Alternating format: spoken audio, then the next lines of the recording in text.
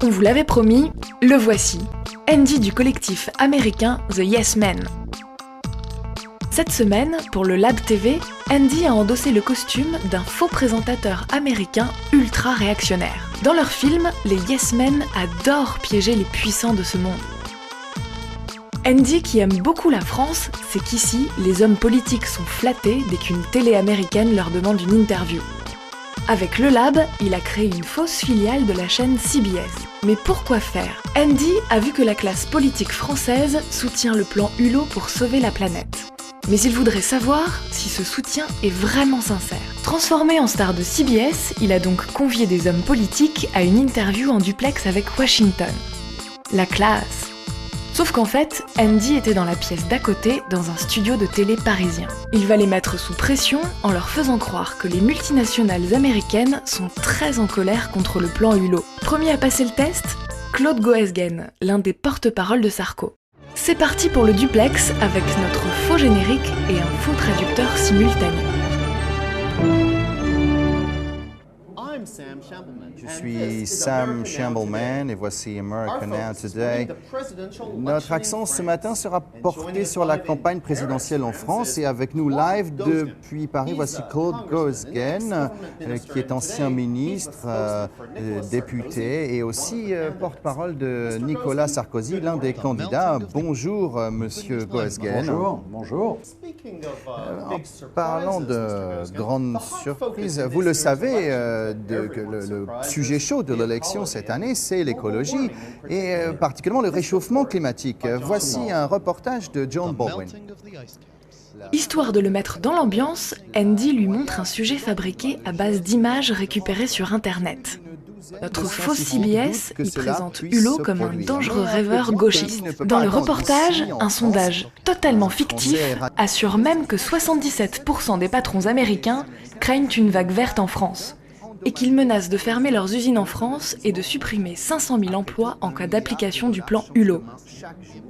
Pour finir, Andy va diffuser une série d'interviews de PDG américains furieux, en fait des types récupérés sur le site de CNN et dont il a inventé les noms, la fonction et aussi la traduction. La France est extrêmement inquiétant pour l'industrie américaine, l'économie américaine et en fait pratiquement toute la civilisation mondiale. Ces mesures écologiques pourraient faire fuir toutes les entreprises américaines très vite en dehors du pays, ce qui est un problème. Les gens en France sont retenus en otage dans leur propre tête par des rêveurs écologistes de 68. Les chefs français doivent apprendre à affronter la réalité ou alors ces 500 000 emplois qui sont en jeu. On est ici en train de parler de la 6e plus grosse économie du monde. Comment est-ce que la France peut espérer une croissance des affaires si tout est éco-régulé, éco-taxé et contrôlé par un vice-premier ministre écologiste qui est tout-puissant? Mais vous n'allez pas vraiment suivre ce programme à la lettre. Par exemple, ces taxes sur toutes les émissions de carbone. Nous taxerons, mais le projet de Nicolas Hulot, d'abord, nous n'acceptons pas d'avoir un premier vice-premier ministre. Madame Ségolène Royal l'a accepté d'une manière assez rapide, mais il est clair que nous allons faire une grande politique du développement durable. Est-ce que ça passera par la taxation? Sûrement, en grande partie.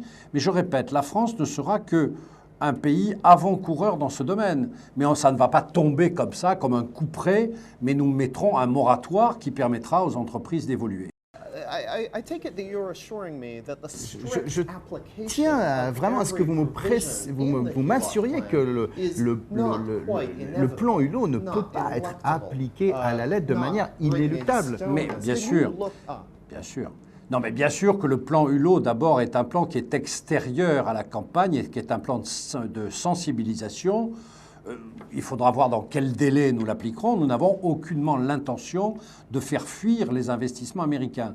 Mais je pense que la sensibilisation qui est lancée par des gens comme Al Gore ou Nicolas Hulot, aux États-Unis comme en France, permettra sans doute une application qui ne sera pas forcément une application par les taxes, car je suis libéral moi-même, appartenant à l'UMP, et je ne suis pas de ceux qui veulent taxer à tout prix les investissements de l'étranger ou même des investissements français, mais nous irons vers une évolution. Cette évolution, il faut la préparer, et il faut la préparer sereinement.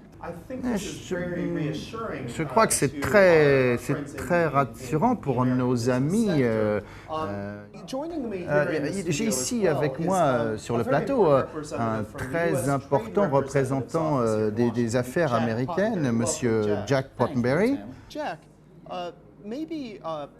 Jack, est-ce que vous pourriez nous décrire, ici on parle de solutions politiques aux problèmes environnementaux, mais est-ce qu'il y a d'autres solutions?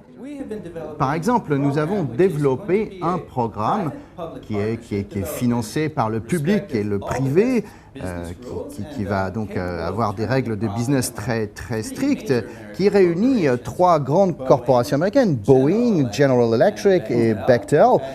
Et c'est un projet pour la fabrication industrielle de glace et d'un pont aérien pour les transporter vers les endroits qui ont vraiment besoin de cette glace, là où le changement climatique a vraiment eu beaucoup d'effets. Qu'est-ce que vous pensez de ce programme et est-ce que Airbus pourrait éventuellement se joindre à ce genre de programme pour transporter la glace vers, par exemple, le Groenland? Nous croyons, nous, libéraux, au moins beaucoup d'entre nous, nous pensons qu'il y aura des nouvelles croissances. Et ce que vous venez de proposer va tout à fait dans ce sens. Ça signifie quoi? Ça signifie que finalement notre industrie, nos moyens de production sont capables de s'adapter aux défis qui est lancé par le réchauffement de la planète. Et je pense que ce défi, il est le défi du XXIe siècle. Par conséquent, des initiatives comme celles que vous venez de proposer peuvent être parfaitement associées à une initiative d'Airbus qui a la même mentalité, c'est-à-dire la même vision de la croissance à venir, et par conséquent ne nous choque absolument pas. Nous ne sommes pas, encore une fois, des écologistes qui sommes pour le retour à la nature au milieu des mammouths. Notre siècle, le XXIe siècle, sera un siècle de progrès, mais d'un progrès qui respectera cette fois un certain nombre d'impératifs nouveaux. Par exemple, comme le transement de glace. Oui. Mais absolument, absolument. C'est une idée qui ne me choque pas du tout. Ça pourrait choquer Mme Voynet, parce que Mme Voynet est persuadée, c'est la verte française, que toute progression, tout environnement, toute défense de l'environnement doit passer par un misérabilisme collectiviste. Ce n'est pas du tout l'analyse que nous avons, bien au contraire. Et de ce point de vue-là, je tiens à rassurer les hommes d'affaires américains, nous n'avons pas du tout l'intention de plonger la France au siècle des cavernes. Et bien sûr, le développement durable est un terme en fait très flexible. Très. Et pourrez-vous nous dire, ULO n'est pas le futur? En anglais, bien sûr. ULO is a part of the future, but you don't be afraid by Mr. Hulot. Mr. Hulot is a journalist. He's not a political man. En résumé, même si les politiques se soucient d'environnement, Hulot n'est qu'un journaliste, son plan n'est pas pour tout de suite et on peut aussi faire confiance à Airbus et à Boeing pour refroidir la Terre à coups de glaçons. C'est un accent français terrible quand je parle. Il y a du taf. Suite du test la semaine prochaine.